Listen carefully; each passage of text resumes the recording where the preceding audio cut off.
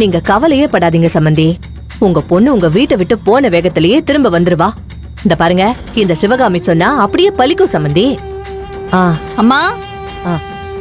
சம்பந்தி, ரம்யா வந்துட்டா? நான் அப்புறமா பேசுறேன். வா ரம்யா.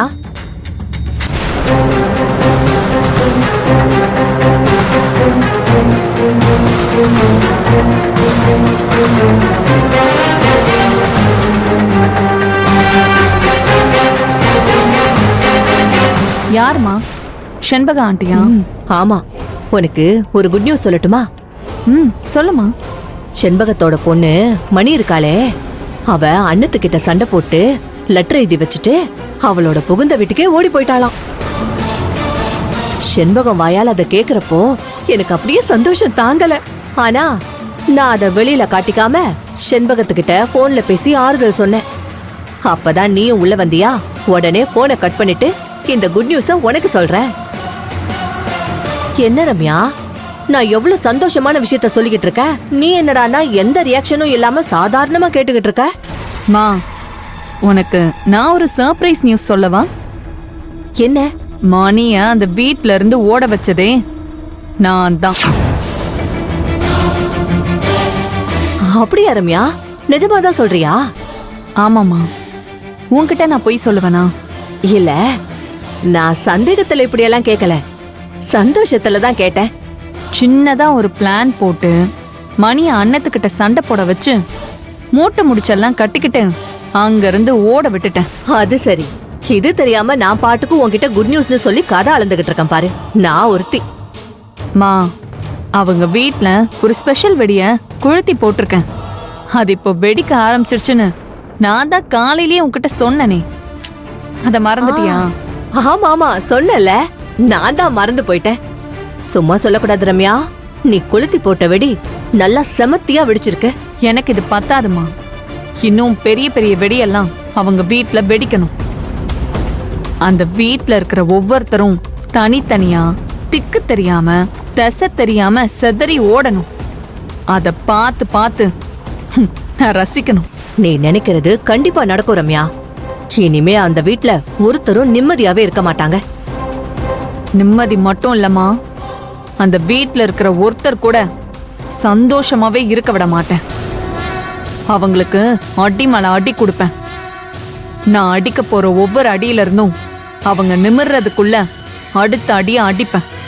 மாறி மாறி அடிச்சுக்கிட்டே இருப்பேன். கௌரவம் கௌரவம்னு சொல்லிட்டு இருக்கிற அந்த குடும்பத்துல இருக்கிற யாரும் கடைசி வரைக்கும் தலை நிமிர்ந்து நடக்கவே கூடாது. அப்படி ஒரு சிறப்பான சம்பவத்தெல்லாம் இனிமேதான் நான் செஞ்சு காட்ட போறேன்.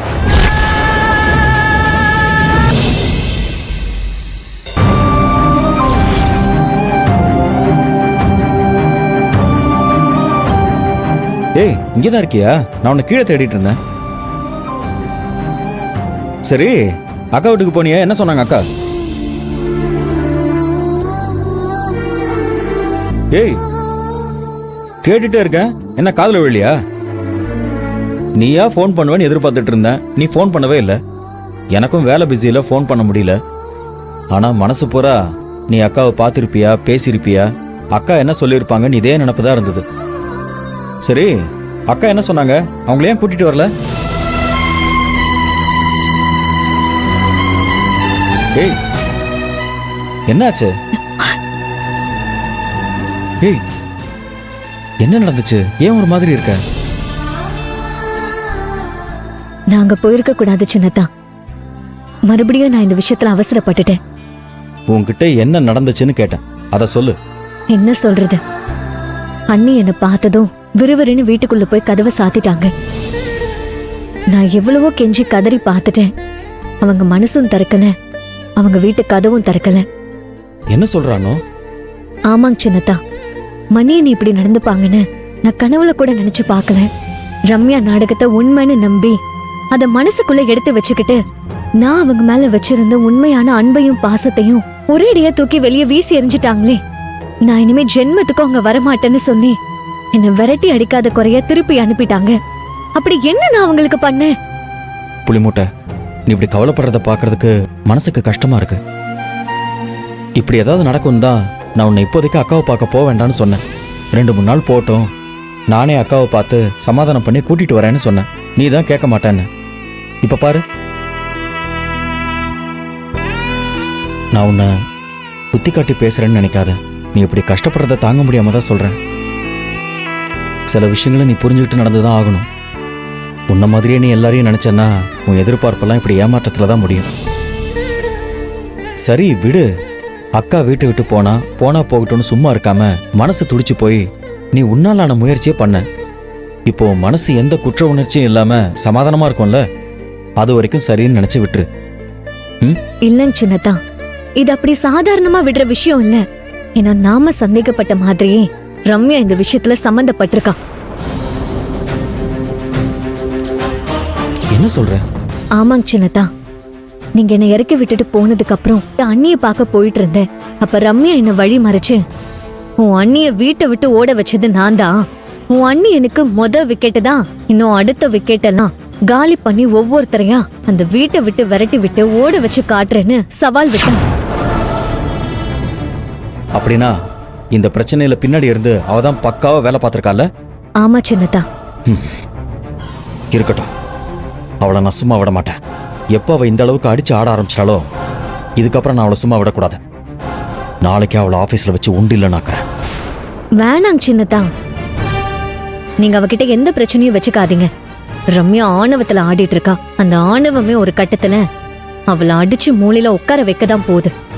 நாம அவளை எதுவுமே பண்ண வேண்டாம். அப்படி நினைச்சு நாம அவளை விட்டு வச்சோன்னா சரவணனை கல்யாணம் பண்ணிட்டு அவ இந்த வீட்டுக்குள்ள வந்துருவாளே. அதுவும் இல்லாம கல்யாணத்துக்கு இன்னும் 4-5 நாள் தான் இருக்கு. ஆமாம்மா, நானும் அதே தான் சொல்றேன். கல்யாணத்துக்கு இன்னும் 4-5 நாள் தான் இருக்குது.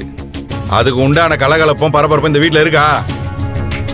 ஏதோ புயல் அடிச்சு ஓஞ்சா மாதிரி மயான அமைதியா இருக்குது. டேய், என்னடா இப்ப எதுக்கு தேவையில்லாம அபசகுணமா பேசிட்டு இருக்க? இதெல்லாம் ஒன்றும் குறைச்சல் கிடையாது. அப்படியே சுப வார்த்தைகளோட பேசினா மட்டும் என் கல்யாணம் அப்படியே ஜிகி ஜிகின்னு நடந்துரும் பாரு. டேய், ஏன்டா இப்படி எல்லாம் பேசிட்டு இருக்க? என்னாச்சு உனக்கு? அதுதான் நானும் உங்ககிட்ட கேக்குறேன். என்னாச்சுமா? ஏன் இப்ப கிணத்துல போட்ட கல்லு மாதிரி அப்படியே அமைதியாவே இருக்கிற? எனக்கு புரியலமா. என்னடா, எதுக்கு இப்படி எல்லாம் பேசிட்டு இருக்க?